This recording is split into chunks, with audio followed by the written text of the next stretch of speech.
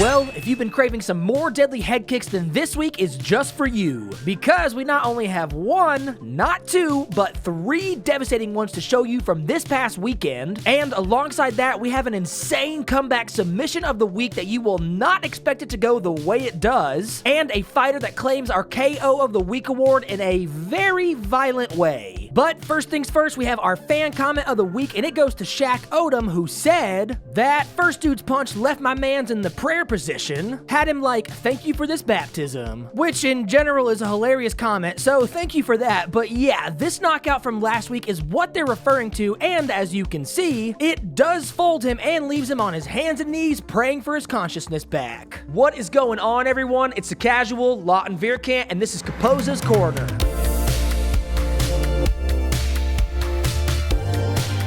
Kicking us off this week, we're heading to Legend Fighting Championships 3 in Thailand for one fight. Here we have a flyweight matchup between Peter Daniso sitting at an even 2-2 record, and his opponent Payungsak Singchalad has just a 3-2 record. So we've just passed the halfway mark of round 1, and these guys are just trading blows back and forth, but someone remembers you can throw kicks as well. These guys are trading blows. It's hard to call this one.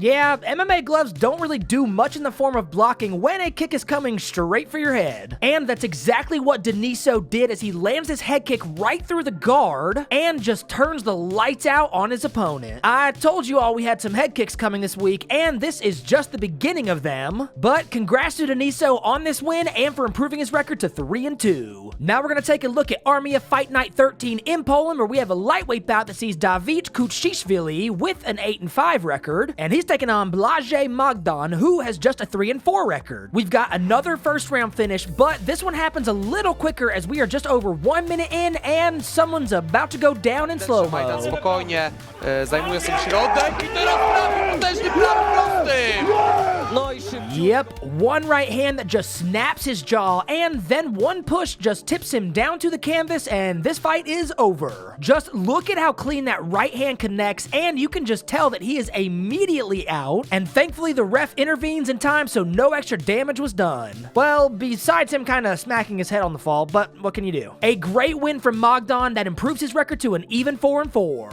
Off to visit Fight Exclusive Night 40, also in Poland, where we have the main event featherweight title fight between Alexander Gorszycznik, sitting at a nice 18-5 record, and he's taking on current champion Kasper Formella, who has a 13-4 record. Yeah, you guessed it, another first round finish, except this one happens with just 15 seconds to spare, so is it gonna be and new or and still? Od razu przyklejona jest ręka. Jest, mamy to, proszę państwa.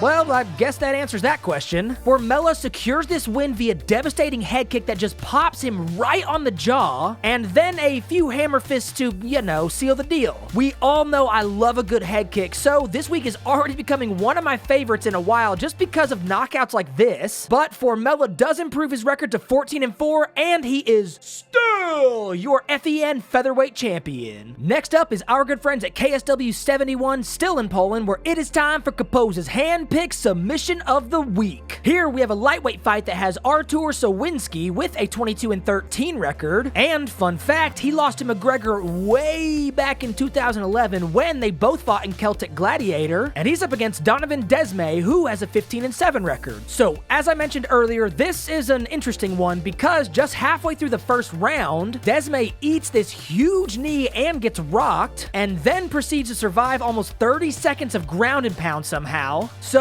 now we fast forward to the second round, and just 2 minutes into this round, Desmay takes his back, and well, that may be all she wrote.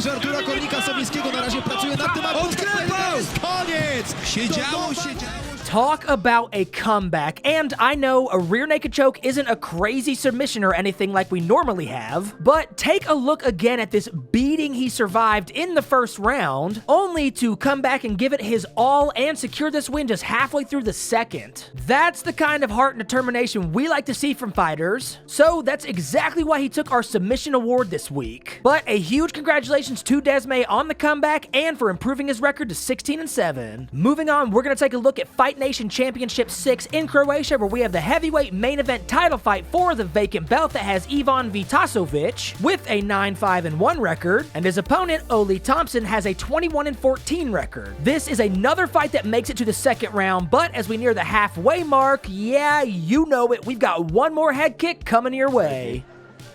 За ним є решення. A Croatian-born fighter doing the #1 thing to make Cro Cop smile. A deadly high head kick that just flatlines his opponent. These are so satisfying to watch, and the walk-off before he even hits the canvas just makes it that much smoother. And this win does put him on a 4-fight winning streak and improves his record to 10-5-1, so hopefully he can use some momentum from this fantastic highlight to get some more. But until then, everyone welcome your new FNC heavyweight champion. Now we're off to National Fighting Championship 9 in Germany, where we have 2 fights to show you. For the first, we have a welterweight bout that has Chiquina Noso Pedro with a 5-1 record, and he's taking on Florim Zendelli, who also has a 5-1 record. Back to our normal schedule of first round knockouts, this one only takes a minute and a half until, well, this happens. Echten gestandenen Kämpfern herangereiht. Ouch! An uppercut from hell followed by 2 ground hooks, 1 lifeless opponent, and this fight is over. And before I get yelled at in the comments for that sentence, Pedro was fine and came to just a few seconds after the knockout, and both guys showed some mutual respect, which we love to see. But what we love to see even more is crazy knockouts like this one. I mean, that uppercut just snuck through the guard and turned the lights out instantly. It just can't get much more precise than that. So congrats to Zendelli on this win and for improving his record to 6-1. And for our second fight at NFC 9, oh yeah, it is time for Caposa's KO of the week. This is another main event title fight for the vacant belt, but in the lightweight division, and we have Arda Adas with an 11-6 record, and he's up against Alexander Vertko with a very nice 11-1 record. So who do you think is going to claim the vacant belt? But answer quickly, this whole fight only lasts 30 seconds. Seinen Rhythmus gefunden hat, sich einmal warm geschlagen hat, dann wird es My dude looked like he was in a damn aerobics class the way he was throwing those knees. Also, I don't know why this one just feels more brutal than the usual knockouts we see, but I've got a feeling it's just because those knees look like they were hitting hard. And then the faceplant to the canvas is just the icing on the cake. Caposa also noted that Vertko was a runner-up to Prospect of the Week because he's now on a 10-fight win streak, and he is your new NFC lightweight champion, so don't be surprised if you see this name on a larger stage here soon. Up next, we're heading to Jungle Fight 108 in Brazil, where we have a featherweight fight that sees Alexandre Castro sitting at a 7-2 record, and he's taking on Elifrank Cariolano, who has an 8-9 record. This is another quick one, so just take a look real quick. Castro começa com tudo a luta. Tá maluco, que luta é essa? Só pedrada, uma joelhada espetacular para entrar. My dude rocked him with those 2 right hooks, only to catch him by surprise with a flying knee after the break. That puts him on a different planet, apparently, as he is still trying to fight Castro, as well as the ref. And this is yet another knockout that just makes direct contact with the chin, which just puts him on the canvas. And thankfully, the ref did intervene because that one didn't need to go on any longer. 15 seconds is all this one took for Castro to secure the win and improve his record to 8-2. Now we're heading to CES MMA 69, nice, in Rhode Island, where it is time for Caposa's Prospect of the Week. Here we have a bantamweight title fight for the vacant belt that has Ajaklan Batar with an 8-6 record, and he's taking on our prospect Ashik Azim with a 5-1 professional record. And fun fact, his only loss on his pro record was to the one and only Chris Mutino, who you should remember from UFC 264 against Sean O'Malley. So you know the drill. Let's take a look at the fight and then break down why he won our Prospect of the Week award. But did he get overzealous? Oh, he taps! Oh my goodness! 42 seconds. Yep, and you're now looking at the new CES MMA Bantamweight champion. Azim wasted no time landing this guillotine once his opponent shot for the takedown, and once it was in, well, there was just no escaping for him. So let's talk. This puts him at a 6-1 professional record, and we mentioned his only loss there is to someone that's gotten a call to the UFC, and alongside that, he has a 7-1 amateur record, and between all 15 fights, only 3 have gone to a decision. So this guy definitely has the killer instinct, and we saw the guillotine, but here's just a few more of his recent knockouts. So yeah, you can just tell this guy has the power, has the experience, has the composure, as most of his fights he's always the one in control and just hunting his opponents. So you combine that now with the regional title from a respected organization, yeah, it's safe to say he's gonna be getting a call up somewhere very soon. But congrats to Azim one more time on claiming the CES MMA Bantamweight belt, and we're looking out to see what your next move is. And for our last fight this week, we're heading to American Combat Alliance 21 in Louisiana, where we have an amateur welterweight matchup between Ray Jones, just making his amateur debut, and his opponent, Hunter Headshot Smith, sitting at a 3-1 record. Now, you might wonder, that's odd. The casual doesn't usually say the fighters' nicknames. And you're right, but Headshot was just a little too accurate for this one for me to leave out. Hunter Smith applying the pressure, got him up against the cage, hands are starting to fly, down goes Jones, down goes Jones, he's out!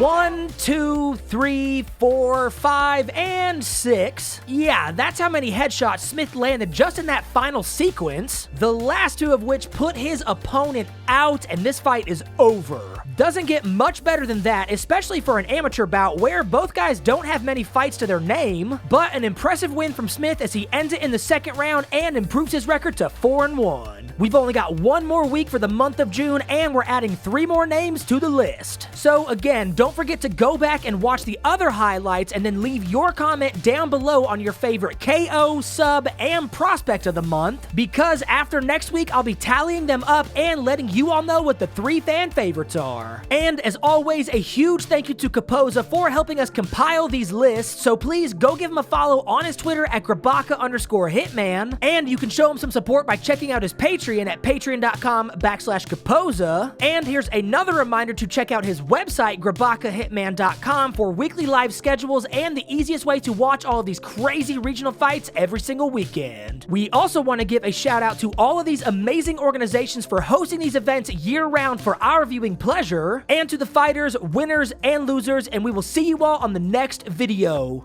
Peace!